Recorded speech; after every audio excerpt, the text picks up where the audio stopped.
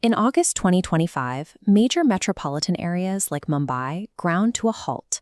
Streets turned into rivers, submerging vehicles and paralyzing the densely populated city. Far from the urban centers, the destruction took a different form.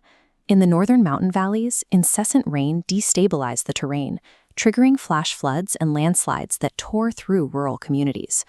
By the end of the calendar year, extreme weather events had caused approximately 2,760 fatalities across the country.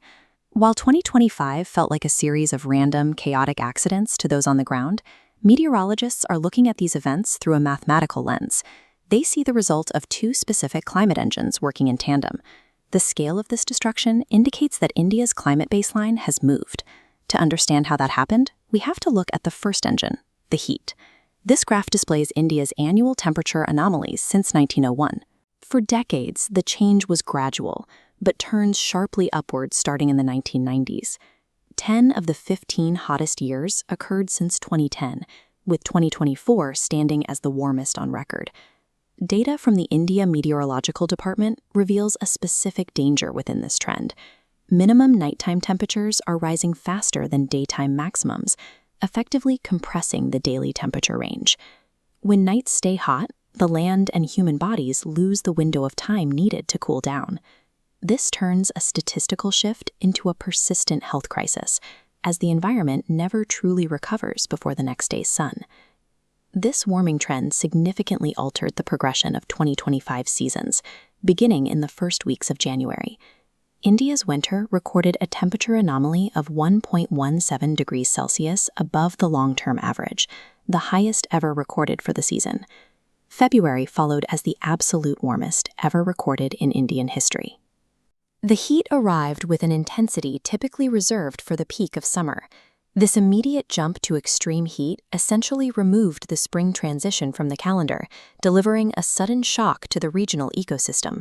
Without that transition period, traditional agricultural cycles are thrown off. Crops are forced into early heat stress, which poses a direct threat to the country's food security. Warmer air molecules physically expand, allowing the atmosphere to act like a sponge that can absorb and hold significantly more water vapor. In 2025, that extra moisture was released. The southwest monsoon delivered 110% of the long-period average rainfall across the country.